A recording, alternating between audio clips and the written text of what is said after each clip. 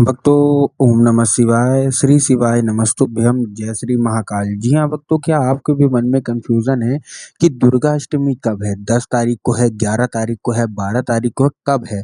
आपके मन में समझ में भी नहीं आ रहा कि आखिर ऐसा क्या है हमको, मतलब इस बार का जो है ना 2024 का नवरात्रि है ना, वो कन्फ्यूज़न है अष्टमी और नवमी में कि आखिर हमको पारण कब करना है, हमको मतलब दशहरा कब करना है, हमको माता का विसर्जन कब करना है, हमको कन्या कब खिलाना है। बहुत सारे मन में लोगों की कन्फ्यूज़न है, बहुत सारे डाउट हैं।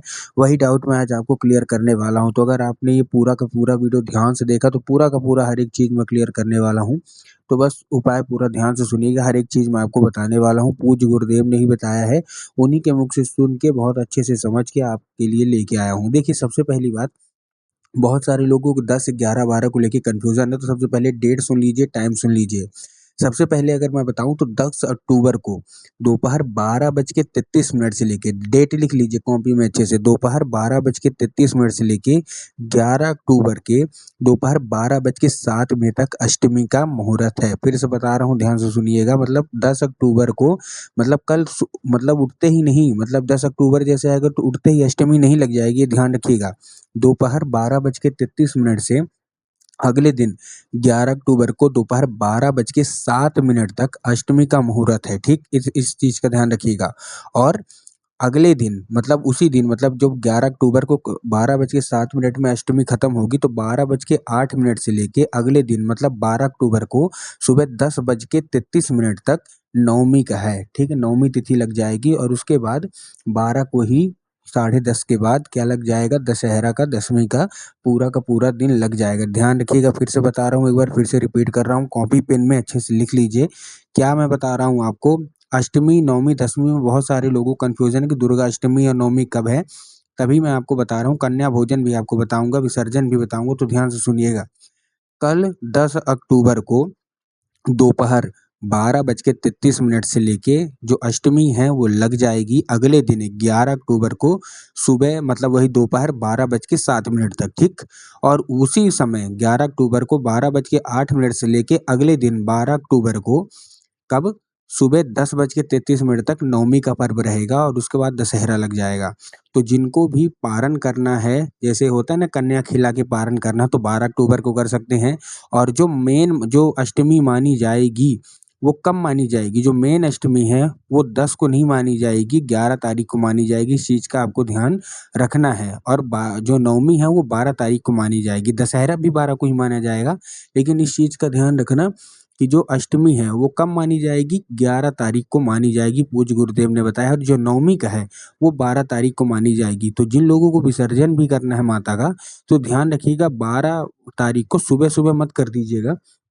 12 तारीख को 10:33 के बाद ही करना है। क्यों? क्योंकि 10:33 के पहले क्या है? नवमी तिथि है। ये चीज़ का ध्यान रखना है आपको कि 10:33 तक का नवमी की तिथि है, उसी के बाद जो दशहरा है वो लगने वाला है।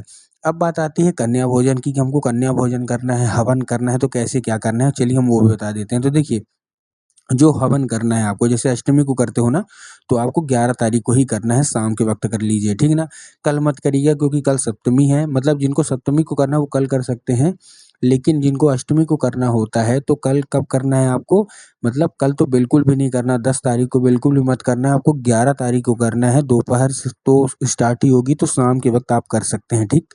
और जिनको नवमी को करना होता है वो 11 अक्टूबर को दोपहर 12:08 से लेके अगले दिन सुबह 9 बज के जो हमारा 10:33 होगा तब कर सकते हैं, क्योंकि तब नवमी का होगा। अब बात करते हैं कन्या भोजन की, कि कन्या भोजन को क्या कैसे कराना है, उस चीज़ का ध्यान रखिए। अगर अष्टमी को कराना है तो 11 तारीख को ही कराइएगा, वो भी दोपहर के बाद। हाँ, या तो आपको क्या करना है, एक एक चीज़ आपको और ध्यान रख लेना है, ठीक है ना? 11 के बाद कराइएगा, ठीक? और मतलब जैसे कल लगने वाला है ना, तो मतलब 11 को आप सुबह भी करा सकते हैं, लेकिन 10 तारीख को बिल्कुल भी मत कराइएगा, जिनको अष्टमी को करना है, क्योंकि दुर्गा अष्टमी को ही ज़्यादातर लोग क्या होते हैं, कन्या भोजन कराते हैं। तो अगर आपको कन्या भोजन कराना है तो आपको 10 तारीख को नहीं कराना, क्योंकि कल दोपहर से ही जो क्या है कन्या, मतलब जो अष्टमी है वो दोपहर को लग जाएगी 12:30 के बाद, जो मैंने अभी आपको टाइम बताया। तो आपको करना क्या है, आपको 11 तारीख को ही भोजन कराना है। और अगर आप नवमी तिथि के हिसाब से कर रहे हैं तो आपको 12 तारीख को सुबह 10:33 के पहले-पहले करा लेना है, ठीक ना? क्या करना है? 10:33 के पहले-पहले ही करा लेना है, ठीक? ये कन्या भोजन का मैंने आपको बताया। अष्टमी का और नवमी का, अष्टमी का कब 11 तारीख को करा लीजिए। कब 11 तारीख को भी नवमी लगने से पहले 12 बजे से पहले, जो अभी मैंने आपको बताया ना 12:07, उसके पहले अगर आप अष्टमी के हिसाब से करा रहे हैं और अगर आप नवमी के हिसाब से करा रहे हैं तो आपको कब कराना है, 12 तारीख को जिस दिन दशहरा है उसी दिन सुबह 10:33 से पहले करा लेना है। इस चीज़ का आपको ध्यान रखना है। अब बात करते हैं कुछ उपाय के बारे में कि माता रानी को उपाय कौन सा करेंगे। तो आपको अष्टमी या नवमी के दिन आपको क्या करना है, सबसे पहले देखिए मैं आपको बता रहा हूँ, किसी भी दिन आपको एक लाल चुनरी लेनी है और लाल चुनरी के साथ-साथ आपको 11 लाल चूड़ी लेनी है। फिर से बता रहा हूँ क्या-क्या लेना है। क्या लेना है कि लाल चुनरी लेनी है, 11 लाल चूड़ी लेनी है। ठीक, चुनरी लाल ही होना चाहिए और 11 लाल जो चूड़ी लेंगे उसमें आपको ध्यान रखना है कि चूड़ी एक किस्म की होनी चाहिए। अगर लाल ले रहे हैं तो लाल ही लाल लीजिएगा। ये नहीं कि 2 जो है ना पीली चूड़ी ले लिए, 3 हरी चूड़ी ले लिए, ऐसा आपको नहीं करना है। एक ही किस्म का लीजिए, ठीक? उसके बाद आपको क्या करना है, पहुँच जाना है सीधा-सीधा माता रानी के मंदिर। अब माता रानी के मंदिर जैसे आप पहुँचेंगे तो आपको क्या करना है, माता रानी के चरणों पे अर्पित करना है महागौरी का नाम लेके, ठीक है ना? कौन से? महागौरी का नाम लेके आपको क्या करना है, अर्पित करना है और अर्पित करने के बाद जो कोई भी इच्छा है, मनोकामना है, वो आपको माता रानी के सामने बोल ही देना है।